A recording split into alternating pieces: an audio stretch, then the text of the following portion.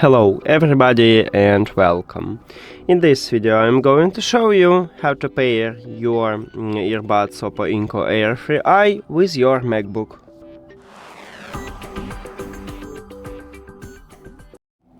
You have to start by press one time at the Bluetooth button at the top. If you don't have this icon, just go to the control panel and click at the Bluetooth here. Then go to the settings. After that, you need to open the charging case. If your earbuds are not connected with another device, it will enter to pairing mode automatically, and you will see them at the device list. And you know by the LED light what blinking white. Here we go, just right now it entered to pairing mode automatically. But also we can enter to pairing mode manually. At the back side of each earbud we have touch areas, right here and right here. You need to press and hold both of them until you will see that the LED lights start blinking white, like what I have right now.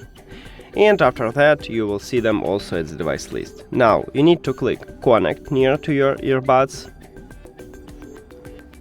And we did it! Thank you for watching this video. If you found it helpful, please consider subscribing to the channel and leave the like on the video. See you later!